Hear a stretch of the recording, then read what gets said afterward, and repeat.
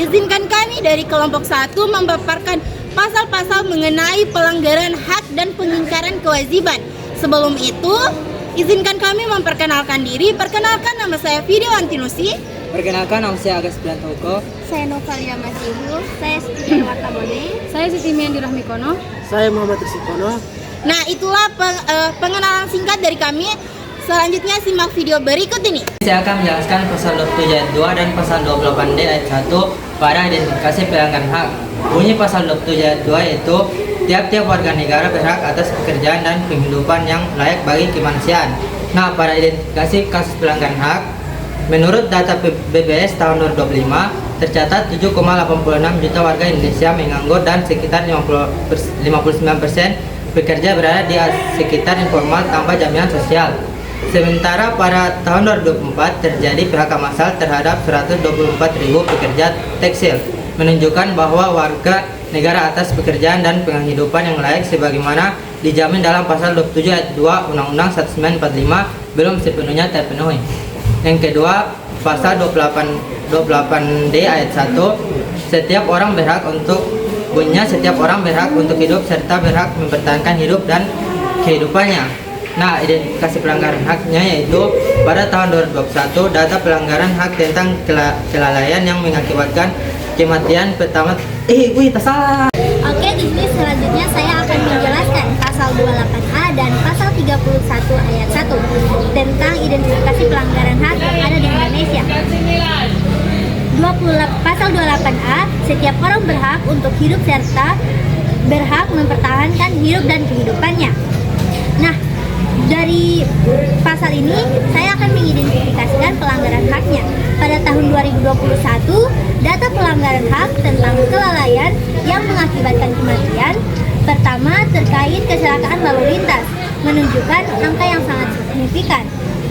Kementerian Perhubungan melaporkan bahwa 25.000 jiwa meninggal akibat kecelakaan lalu lintas di Indonesia. Pelanggaran ini paling banyak melibatkan sepeda motor hingga 73% dan disebabkan oleh kelalaian pengemudi. Oke, di sini saya akan menjelaskan tentang pasal 28C ayat 1 dan pasal 32 ayat 1 mengenai pelanggaran hak. Bunyi pasal 28C ayat 1 tentang setiap orang berhak mengembangkan diri melalui pemenuhan kebutuhan dasarnya, berhak mendapatkan pendidikan dan memperoleh manfaat dari ilmu pengetahuan dan teknologi, seni dan budaya demi meningkatkan kualitas hidupnya dan seni kesejahteraan umat manusia. Kasus di Universitas Brawijaya pada Juni 2024 dilaporkan banyak calon mahasiswa baru terancam putus kuliah akibat lonjakan UKT yang signifikan. Nah, pada kesempatan kali ini saya akan membahas pasal 28C ayat 2 dan pasal 34. Dari pasal tersebut saya identifikasi dalam kasus pelanggaran hak yang ada di Indonesia.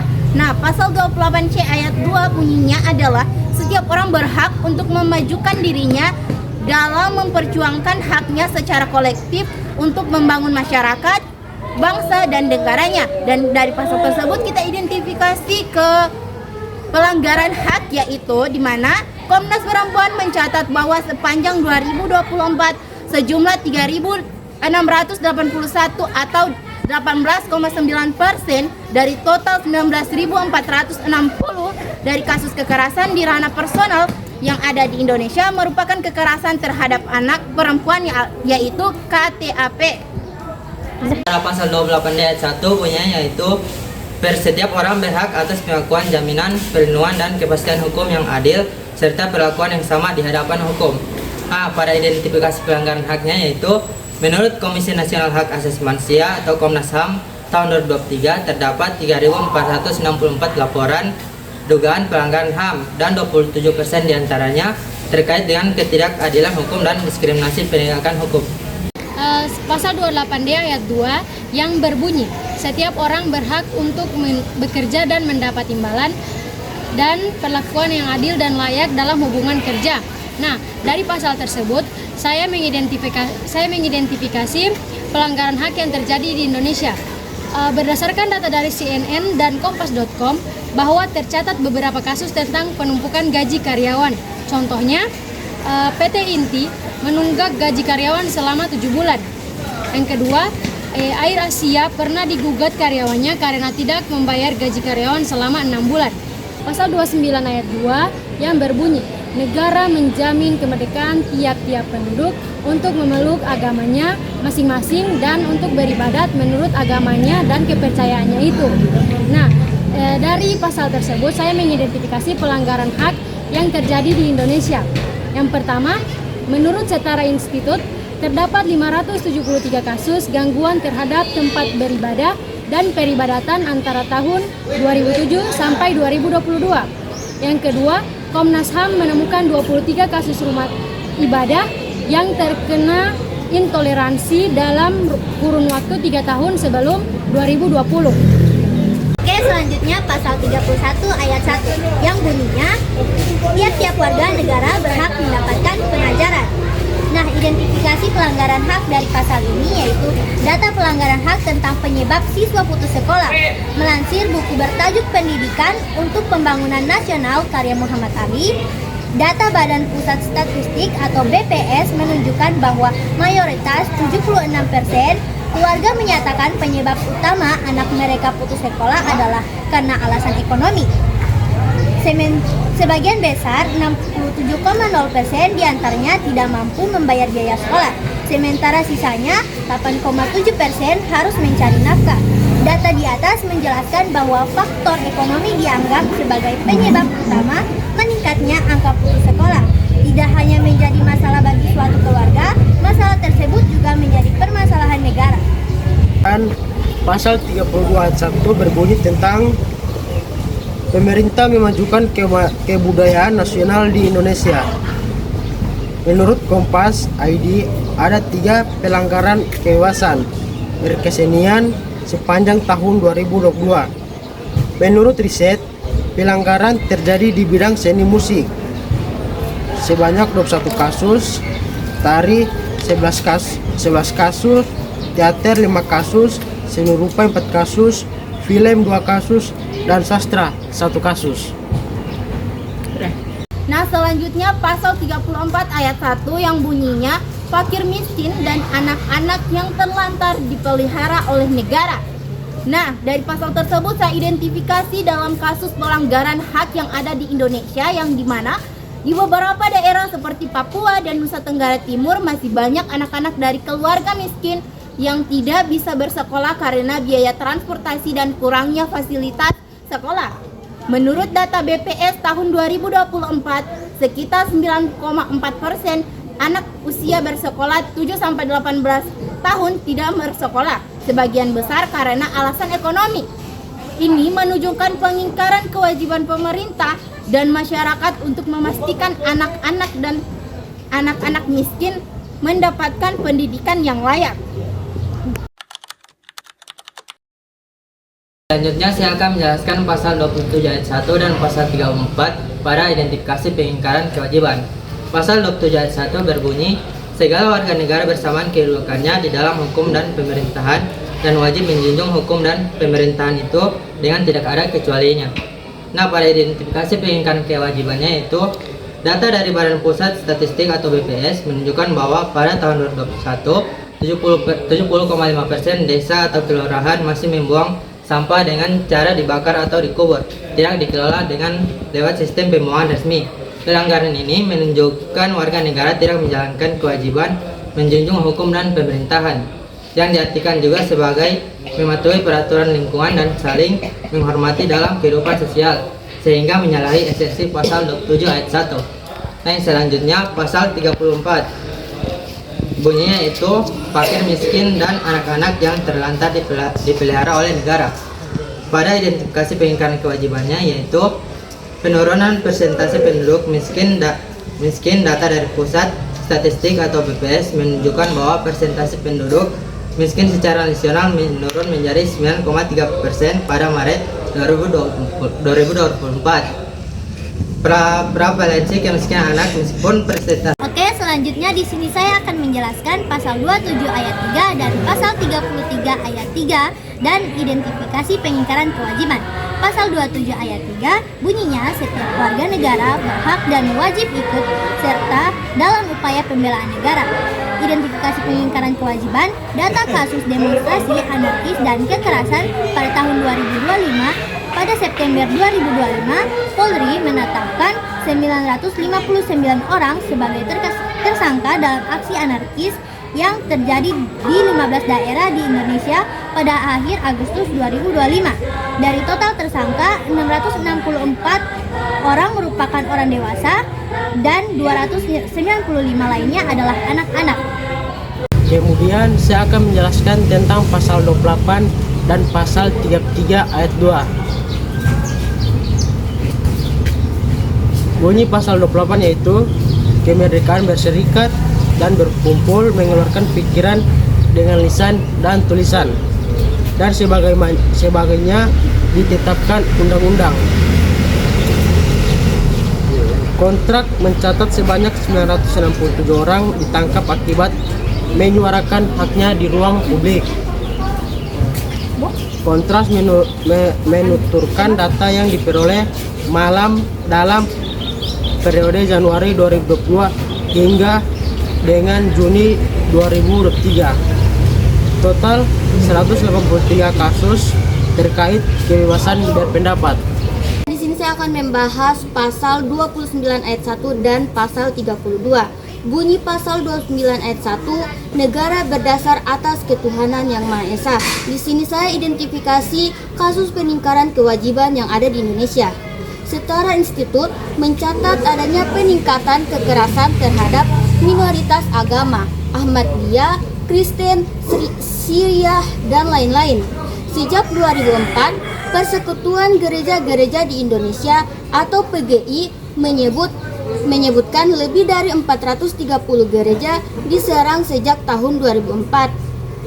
Masjid Ahmadiyah mengalami peningkatan serangan dan sedikitnya 30 masjid Ahmadiyah disegel sejak dikeluarkan surat keputusan bersama anti Ahmadiyah pada Juni 2008. Kasus persekusi dan penyerangan terhadap minoritas agama terus terjadi, termasuk penyerangan rumah ibadah seperti terjadi di Padang pada Juli 2025.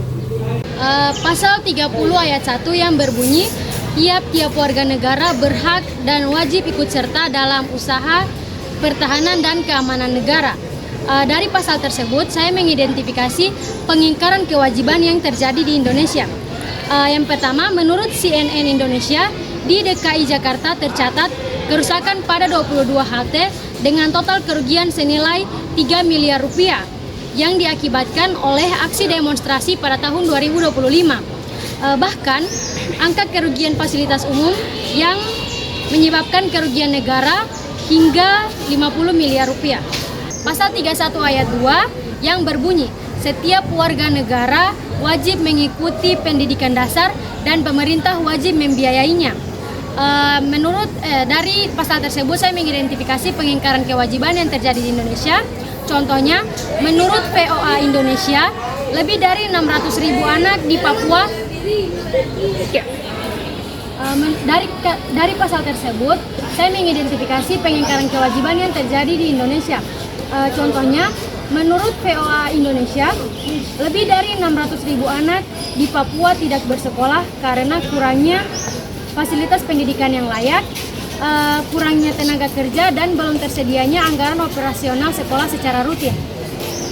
Di pasal 32, pemerintah memajukan kebudayaan nasional di Indonesia. Di sini saya akan identifikasi kasus peningkaran kewajiban yang ada di Indonesia. Penurunan penggunaan bahasa daerah sebagaimana terindikasi dalam riset yang melibatkan data BPS menunjukkan bahwa kewajiban negara untuk memelihara bahasa daerah kurang optimal. Meskipun undang-undang sudah ada, implementasi di lapangan masih menghadapi tantangan serius, pergeseran minat dan pengaruh budaya asing yang kuat, seperti terlihat dalam analisis data sosial budaya menunjukkan bahwa negara belum pernah berhasil memajukan kebudayaan nasional di tengah peradaban dunia secara efektif. Kemudian pasal 33 ayat 2 berbunyi, cabang-cabang produksi yang penting bagi negara dan menguasai hajat hidup orang banyak dikuasai oleh negara. Menurut Detik News, kasus korupsi eksploitasi sumber daya alam oleh oknum pemerintahan, salah satunya adalah Bupati Buol, Amran Patalipu, menerima suap sebesar 3 miliar dari PT Hardaya Inti Plantion atau PT HIP atau PT Cipta Karya Mudaya atau PT CCM untuk izin perkebunan sawit. Oke, selanjutnya pasal 33 ayat 3 bunyinya, bumi dan air dan kekayaan alam yang terkandung di dalamnya dikuasai oleh negara dan dipergunakan untuk sebesar-besarnya makmur rakyat. Identifikasi pengingkaran kewajibannya, kasus pelanggaran kewajiban membuang sampah sembarangan di Indonesia masih sering terjadi. Berdasarkan data dan fakta yang ada, penyebabnya kompleks, melibatkan rendahnya kesadaran masyarakat, kurangnya fasilitas, serta lemahnya penegakan hukum. Berdasarkan data KLHK, Indonesia menghasilkan sekitar 64 juta ton sampah per tahun. Beberapa sumber lain bahkan menunjukkan peningkatan produksi sampah yang signifikan dari 644,69 ton per tahun pada 2019 menjadi 1.231,55 ton per tahun pada 2023. Selanjutnya pada pasal 34 yang berbunyi, fakir miskin dan anak-anak yang terlantar dipelihara oleh negara. Pada identifikasi pengingkaran kewajibannya yaitu penurunan persentase penduduk miskin. Data Badan Pusat Statistik atau BPS menunjukkan bahwa persentase penduduk miskin secara nasional menurun menjadi 9,3% pada tahun 2024. Prevalensi kemiskinan anak, meskipun persentase kemiskinan secara umum menurun, kemiskinan anak tetap menjadi masalah. Berdasarkan data BPS tahun 2023, 12,9% anak usia dini di Indonesia hidup di bawah garis kemiskinan. Persentase anak yang hidup dalam rumah tangga miskin secara moneter pada 2023 adalah 11,78%. Dampak kemiskinan terhadap masa depan anak. Studi oleh Semeru Research Institute menemukan bahwa anak yang tumbuh dalam keluarga miskin berpotensi mengalami penurunan pendapatan sebesar 87% ketika mereka dewasa. Dan program transfer pemerintah belum secara signifikan memodifikasi efek ini. Nah, teman-teman, itulah pemaparan materi tentang pasal-pasal mengenai pelanggaran hak dan pengingkaran kewajiban yang ada di Indonesia. Sekian dari kami, bila ada salah kata mohon dimaafkan. Wabillahi taufiq wal hidayah. Wassalamualaikum warahmatullahi wabarakatuh.